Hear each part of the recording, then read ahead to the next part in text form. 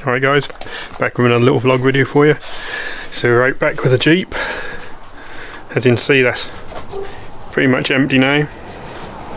Just have the little med kit in it because that's what I hold my couple of bits for repairs and stuff. But we're just going over it and seeing what jobs need to be done before the next season, and unfortunately there's quite a lot. One of the main problems that I found, you can see that, the windscreen frame is starting to rot from the inside out because these have got a lot of holes in them. Mine especially seems to have an extra row of holes along the top, so water has gone in there and then that's run down this tube and that's settled in the bottom here, and that seems to be rusting from the inside out. So you can see the paint bubbling.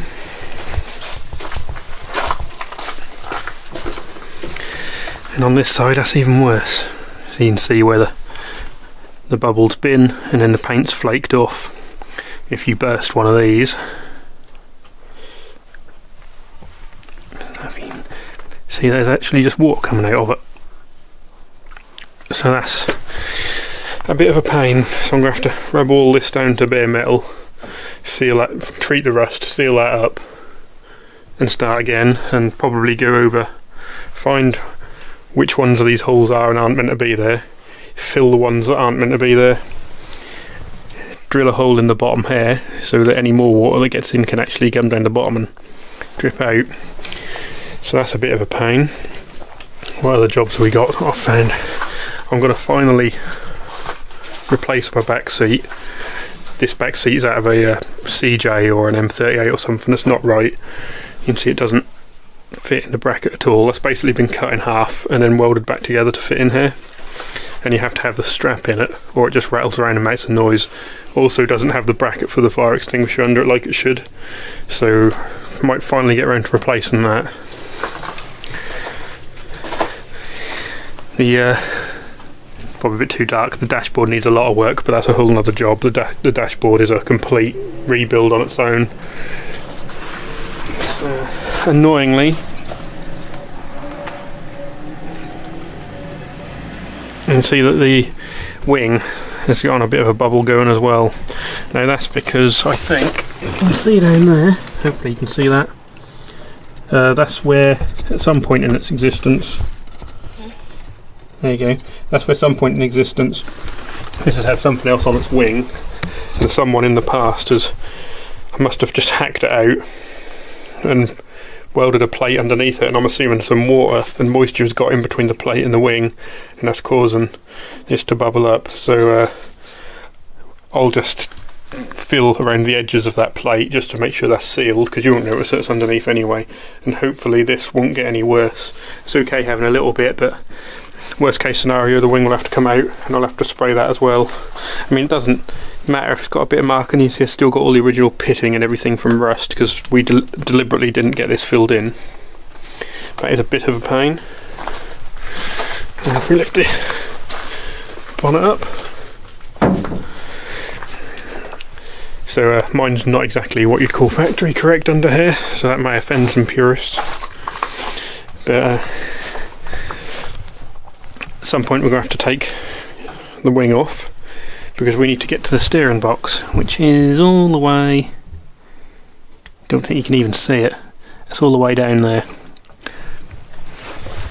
where my hand is. That's at the end of my finger down here, because I've had some issues with my steering. So I think the steering column shaft, the worm or the shaft or something is getting worn, or it's just full up with rubbish, and we need to get the side of the steering box off so we can clear out all the old gunk oil and grease, whatever anyone's put in there over the years, because we haven't rebuilt that since I got the Jeep, and see how bad the wear is, and even if we just clean it all out, have a look, make sure nothing's cracked or anything like that, and then we can put some new oil in it, so that will at least not get any worse, hopefully. But that does mean that this wing's got to come off, which isn't too bad. You just got to unplug a few wires here, lit the screen, the headlight up, all my inoperable cable there, which just runs to this, because this was missing and I've put one in but we haven't actually wired it up.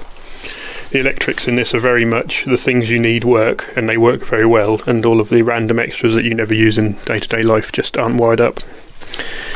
So that's a fairly big job. Well, not a big job, but a bit of an afternoon. And then the bigger problem, if I can get down here underneath, I have to just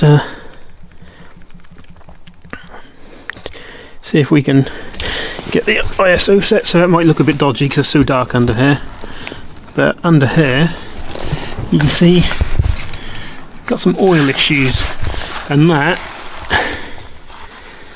oh, I ain't got no light at all, but that's basically gear oil. That's not engine oil. I'm almost certain that's gear oil, and that's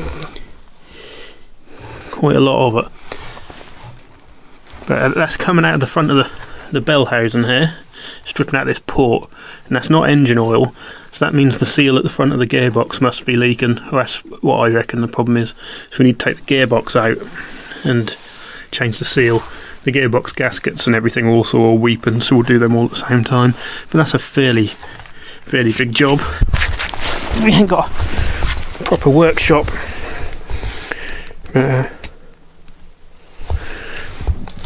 Get off the floor.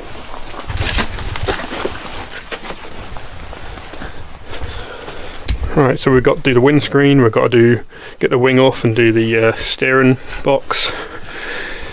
We've got to get the gearbox out, and hopefully that is definitely gear oil and that's not engine oil, because if that's engine oil then I might have a rear seal gone on the engine and that would be a problem. But I think I'm almost certain that's gear oil, because I get it out on the hands when you get the Jeep hot, and that's been going for 20 miles or so. That really do drip, and you can see that's brand new clean oil, and gear oil and engine oil, they don't look the same. So I'm 99% sure that's gear oil. I think that might be just about it. I'll have to get a new set of cushions for the back as well, because that's the old original cushion that came with the Jeep, and that's had it, and it doesn't match the newer ones that I got anyway. So that's a good list. I want to get rid of these damn freewheeling hubs at some point as well, because they look awful and they're completely wrong. But that's a matter of some contention. But yeah, just thought I'd bring out here whilst I was going over this, figuring out what I do and don't have to do. It's going to be a busy winter, look like it. So I'll bring you with me when I do that. Just need to figure out which set of these holes I actually should have, because I'll fill all of the other setups. That must be where most of the water's getting in. Any time that rain at all, that's going to go straight in these holes, and it goes all the way across it. So, right, well, when I start doing the work, I'll bring you guys with me. So thanks a lot for watching, and I'll see you next time.